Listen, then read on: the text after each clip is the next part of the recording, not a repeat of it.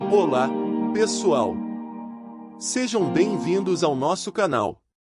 Vamos lá dar seguimento na série e nesse quarto vídeo iremos abordar o rotor da Hughes nos Estados Unidos da América. Nos Estados Unidos, entre 1974 e 1985, o Departamento de Energia, DOE, apoiou os Laboratórios Nacionais Sandia em Albuquerque, Novo México, com 28 milhões de dólares no desenvolvimento da tecnologia da Hughes. Vários modelos com diâmetros entre 5 e 17 metros foram construídos até 1976. Os sistemas de duas pás de 5 metros atingem cerca de 3,5 kW de potência em velocidades de vento entre 40 e 45 km por hora, enquanto os modelos maiores com 2 ou 3 pás e uma altura total de cerca de 33 metros já atingem 50 a 60 kW. Em 1982 mudaram para sistemas de 230 kW, seguidos em 1983 por um modelo de 500 kW. Também está começando o planejamento de um enorme rotor de 4 MW com altura de 96 m, diâmetro de 64 metros. Em 1981 do Dr. Iron Michael Pão fundou a empresa Fluid Corp. Com sede em San Rafael, Califórnia, que está trabalhando com Sandia Labs no desenvolvimento, adquire os direitos do rotor de 2 pás e o coloca sob o título provisório de 300 da Hughes, 300 kW, tamanho do rotor 17x 42 metros, ou 400 da Hughes, 400 kW, 21x 63 metros, pronto para comercialização. Esses sistemas são os de maior sucesso comercial do projeto de eixo vertical até o momento. Na Califórnia, 2 parques eólicos foram construídos entre 1983 e 1985, em Altamonte Pass, perto de São Francisco, com 170, e em Tehachapi Pass, perto de Bakersfield, com 340 turbinas. Os modelos utilizados são o Fluid 17 com potência nominal de 142 kW a 17 metros por segundo, lançado em 1983, dos quais 510 unidades foram construídas, e o Fluid 19 com 250 kW a 20 ms, 1985, número desconhecido. Os números dos tipos de modelo referem-se ao respectivo diâmetro do rotor. As fotos foram tiradas pelo agradavelmente crítico especialista em energia eólica dos Estados Unidos, Paul Gipp. Embora a turbina 19 de 25 metros de altura com, na verdade, potência nominal de 300 kW na verdade atinja apenas 184 kW de acordo com a Comissão de Energia da Califórnia, Fluid e Sandia receberam conjuntamente o mais alto prêmio estadual por inovação energética do Departamento de Energia em 1984. No final de 1985, a Fluid era considerada a segunda maior empresa de energia eólica do mundo, mas quando o preço do petróleo caiu para $10 por barril em 1986, o Dr. Pão venderá sua participação na Fluid. Após o que a Fluid faliu em 1988 e foi reorganizada novamente um ano depois. Em 1989, a empresa Vincraft Inc. de Los Angeles, fundada 3 anos antes, comprou o direito de construir turbinas eólicas em terrenos que a Fluid havia arrendado de terceiros por $2 milhões e até construiu 3 turbinas eólicas de teste. No entanto, tudo o que se pode encontrar sobre isto agora são alguns documentos judiciais, segundo os quais a energia eólica rapidamente enfrentou dificuldades financeiras e aparentemente desapareceu da face da terra, deixando para trás contas não pagas de trabalhadores e empresas. Fluid Corp. Solicitou a primeira patente em 1993, que foi concedida em 1994, seguida por mais 2 em 1994. Nos anos seguintes, falhas em série começaram a aparecer nas juntas entre as seções das pás de alumínio extrudado, e a Fluid planejou substituir os rotores de alumínio de 2 pás por rotores de fibra de vidro de 3 pás, mas em vez disso faliu pela segunda vez em 1997. Embora não existam turbinas eólicas de eixo vertical em operação comercial na Europa após 1995, as turbinas Fluid na Califórnia ainda representam 6% da capacidade instalada. Algumas delas duram mais de 20 anos, mas até o final de 2004 quase todas serão removidas e vendidas como sucata, e substituídas por turbinas de eixo horizontal como parte da repotenciação. Isto parece ser para o Dr. Pão, porque em julho de 2004 fundou a empresa Ecopower em Houston, Texas, e em outubro de 2005 apresentou o conceito de parque eólico offshore flutuante sob o título Floating Wind Farm Set-C. Para tanto, ele começa a desenvolver um sistema da Helios de tamanho médio, confiável e barato de 500 kW, baseado na experiência da década de 1980 com o tipo 19 metros. Haverá pelo menos uma inovação significativa, no entanto, porque o vault flutuante deverá poder ser rebocado sob a superfície do mar em caso de furacões ou tufões, a fim de evitar danos. Logo depois, foi fundada a empresa Floating Wind Farms Corp., também em Houston, que pretende comercializar o conceito. No entanto, suas atividades estão suspensas devido à morte de Pão em setembro de 2013. No final da década de 1970, a Aluminum Company of America, Alcoa, também fez experiências com uma série de rotores da Helios de 3 pás, que também surgiram de pesquisas no Sandia National Laboratories. Tal como a sua concorrente, a DAF Indal no Canadá, ver acima, a empresa procura mercados para novos produtos de alumínio, e o design da Helios requer muito alumínio extrudido na forma das suas lâminas. Inicialmente, foi desenvolvida uma máquina com um diâmetro de 5,5 metros que geraria cerca de 8 kW de potência, mas depois foi abandonada em favor de máquinas maiores e mais econômicas.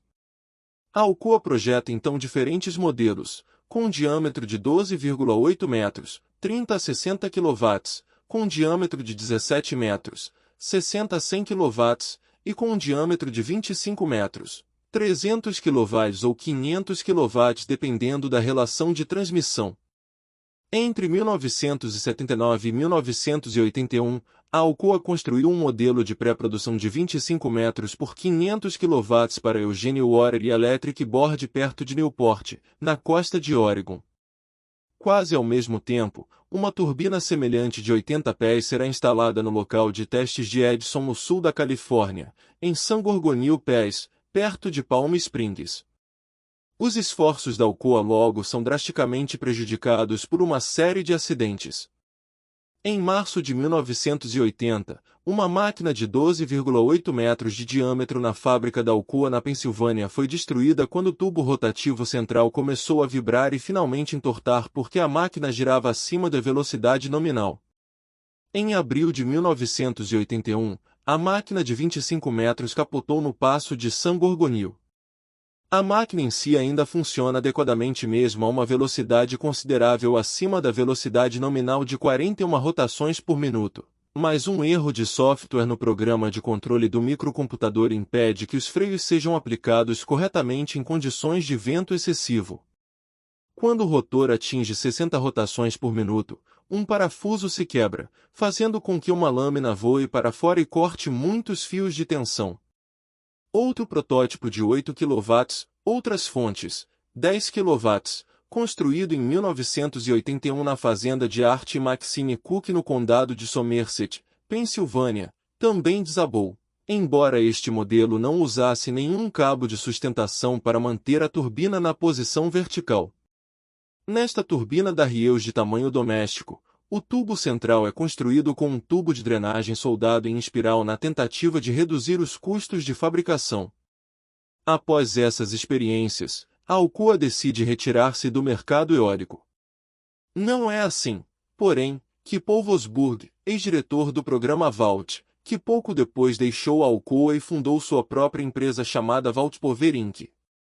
No início da década de 1980, instalaram um pequeno parque eólico composto por 42 turbinas da Helios de 2 pás no passo de San Gorgonio, utilizando duas versões da turbina Vaultpower, uma com diâmetro de 17 metros e uma segunda um pouco maior. O que, claro, lembra muito os dois tamanhos de modelo do Fluwind, veja acima. Infelizmente, ainda não consegui encontrar mais detalhes sobre isso. Uma turbina eólica Valdpower 250 foi desenvolvida e demonstrada até 1985, mas depois que os incentivos fiscais federais expiraram, o interesse pela tecnologia diminuiu e esta empresa também faliu e desapareceu novamente de cena. Só quando for reintroduzida uma tarifa feed-in de 1,9 cêntimos por quilowatt-hora proveniente da energia eólica é que serão feitos novos investimentos. Vosburg então fundou a VAWT Power Management Inc., VMI, com sede em Placitas, Novo México, junto com Jerry Berglund, para desenvolver o protótipo de 60 kW VMI VP100 em colaboração com Sandia Labs e o Laboratório de Pesquisa de Conservação e Produção do Departamento de Agricultura em Bullion, Texas. Para desenvolver. A montagem do protótipo começou em Clines Corners, Novo México, em abril de 2005, mas não foi concluída até abril de 2006. A turbina de 24 metros de altura com rotor de 3 pás de alumínio com 14 metros de diâmetro será oficialmente comissionada em agosto. Depois de um inverno muito rigoroso que impediu o acesso ao local, em abril de 2007 será instalado um novo gerador com sistema de partida aprimorado e fixação mais resistente ao eixo de transmissão. Isto mostra a grande vantagem sobre as típicas turbinas de eixo horizontal, porque o gerador, que pesa mais de 360 kg, pode ser substituído em apenas 4 horas sem o uso de um guindaste caro. Em setembro, o sistema voltará a funcionar na Cooperativa Elétrica Central do Novo México.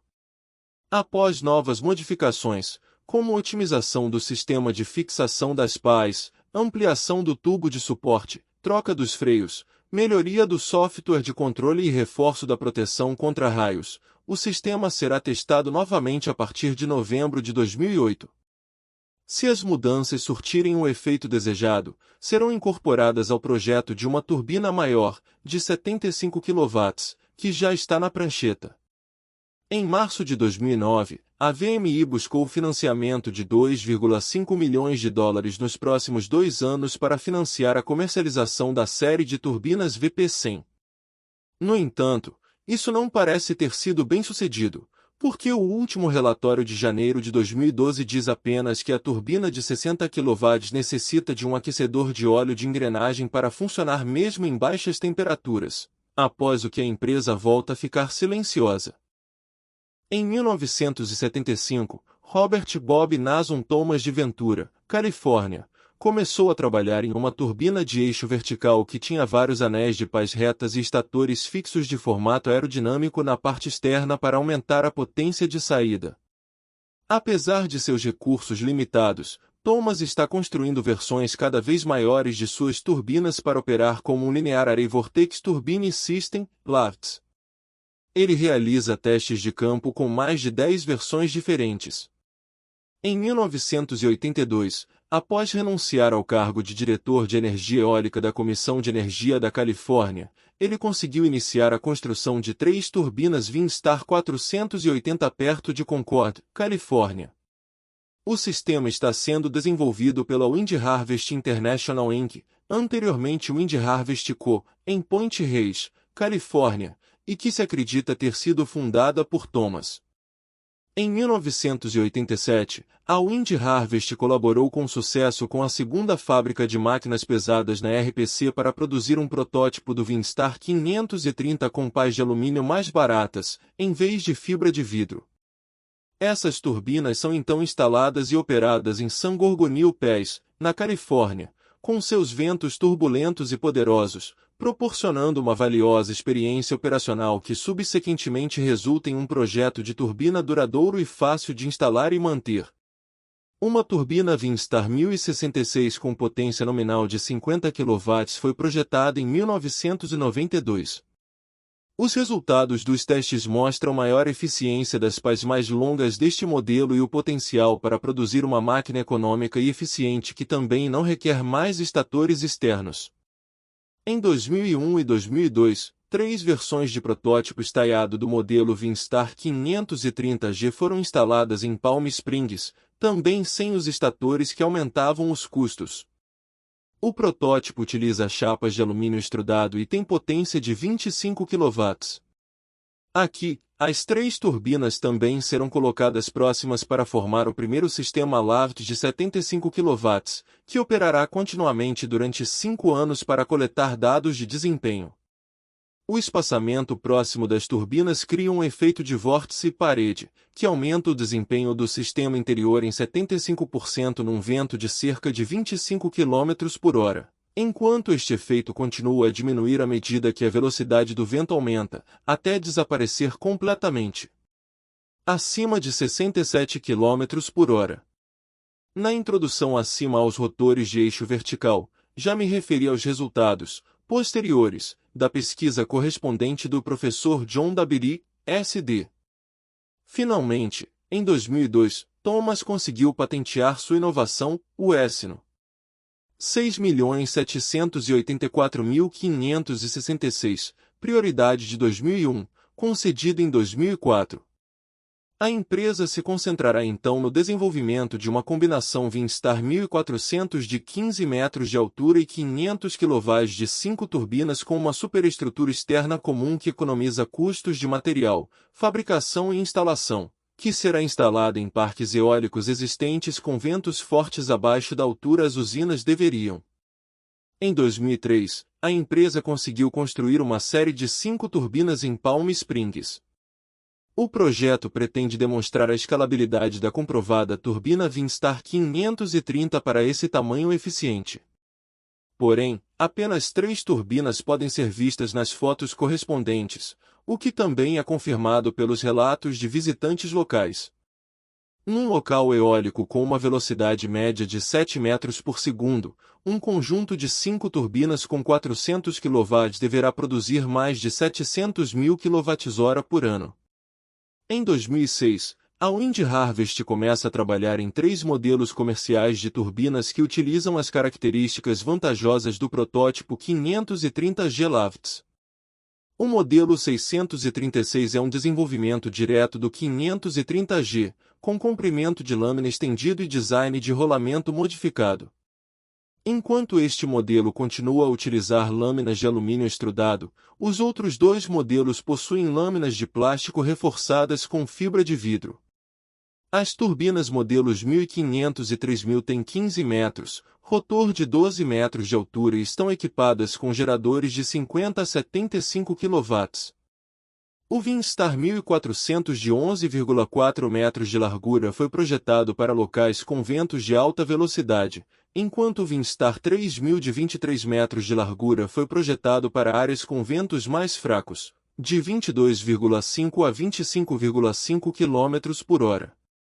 A modelagem matemática dessas instalações em 2010 foi possível graças a uma doação da Comissão de Energia da Califórnia e conduzida pela Iopara Inc. Contudo, a empresa não poderá iniciar o processo de certificação MCS do modelo 636 LAVTs até 2011. Depois disso, ele permanece quieto por um longo tempo, e na atual página inicial da Wind Harvest International em 2014 você pode ver um HDA Rios autônomo de 20 kW, de aparência bastante simples, com 18 metros de altura e 12 metros de diâmetro, com 3 pás. No entanto, ainda não há informações sobre sucessos empresariais. Em 1979, um HDA Rios experimental chamado cicloturbina Pinson estava girando na Universidade Estadual do Novo México, em Las Cruces. Outro sistema está localizado no Centro de Testes da Rockwell International para pequenas turbinas eólicas em Rock Flats, em Golden, Colorado. Este HDA Rios foi desenvolvido na década de 1970 pelo pioneiro da energia eólica Herman M. Dreis, um dos inventores individuais que desenvolveu uma série de modelos de turbinas eólicas entre o primeiro e o segundo embargos de petróleo. Dreis, cidadão holandês, estudava no MIT na época. Ele registrou uma patente para seu sistema em 1975, emitida em 1979. Sua empresa Pinson Energy Corp., com sede em Marston's Mills, Massachusetts, é bem-sucedida. RPC, para comercializar a central eólica Giromil como uma cicloturbina. Segundo Paul Gipp, ele tinha 2 modelos em oferta, um com diâmetro de 3,7 metros e potência de 2 kW, outro com diâmetro de 4,6 metros e pás articuladas de 2,4 metros de comprimento. Disse que isso produziu 2,2 kW. Uma característica especial de seus sistemas é a incomum cauda de asa dupla para controlar a conexão do queime, que regula o ângulo de ataque da lâmina. A RPC solicitou uma patente em 1981 apenas para uma turbina hidráulica com tecnologia semelhante para usinas a fio d'água, concedida em 1983.